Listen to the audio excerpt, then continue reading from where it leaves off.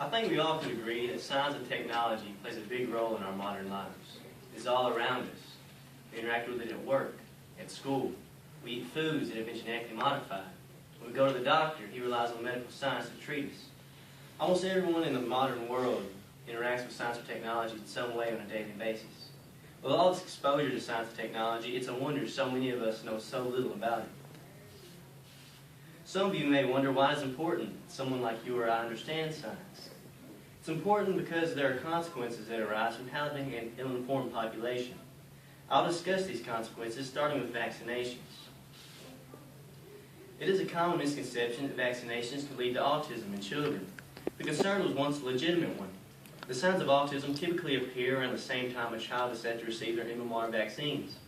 This led some people to think that maybe there was an ingredient in vaccines that led to autism in children.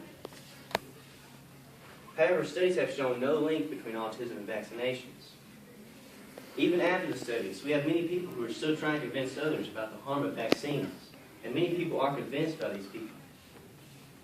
Even with studies showing the safety of vaccines, many people still refuse to vaccinate themselves and their children. The problem isn't that they're necessarily wrong for choosing not to vaccinate. The problem is that they're putting a lot of other people at risk. When a large population is vaccinated, it protects people who are not vaccinated or are too ill to be vaccinated from other diseases. This is called herd immunity. The concept of herd immunity breaks down when large people choose not to be vaccinated.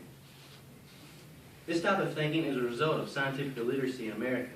Without understanding how science works, it's easy to disregard what science says. An example of scientific illiteracy in our society is climate change. Climate change is arguably one of the biggest threats to the current way of life on Earth. Yet, according to a recent Gallup poll, 43% of Americans do not think climate change is related to human activity, despite the overwhelming majority of climate scientists who say it is. Contrary to what we hear, the majority of climate scientists say that climate change is occurring. There aren't equal proponents on both sides. The Intergovernmental Panel on Climate Change, the IPCC, reported that scientists were 90% certain that global warming was being caused by increasing concentrations of greenhouse gases due to human activity. Climate change is a big deal. According to a recent scientific journal in Nature, 37% of species may be on the verge of extinction by 2050 due to changes in climate.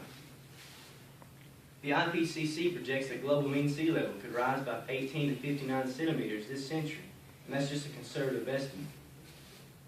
America's denouncement of climate change is also a consequence of scientific illiteracy. Because many Americans do not know what climate change entails, it's easy to push it aside and conclude that it isn't happening or that it isn't important. Lastly, I'll talk about the government. We live in a country where we can choose our leaders and representatives, and that's a good thing. That places responsibility on us to choose leaders who are qualified for their job. Many of our politicians do not accept scientific consensus. At the moment, we have people in government creating policy dealing with world problems such as climate change who know little about the subjects they are dealing with. Even worse, many politicians disagree with the scientists who are on advisory boards whose sole purpose is to advise the politicians. Many lawmakers don't feel the need to work to solve these problems because many don't even believe the problems exist in the first place. This can have disastrous consequences. When true problems emerge, we need leaders who take those problems seriously and listen to experts about what should be done.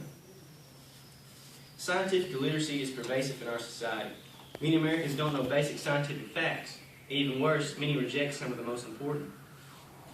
Our world is becoming more technologically advanced, and an increasing number of our problems require science-based solutions. If we want to solve these problems, we need to change how we view science.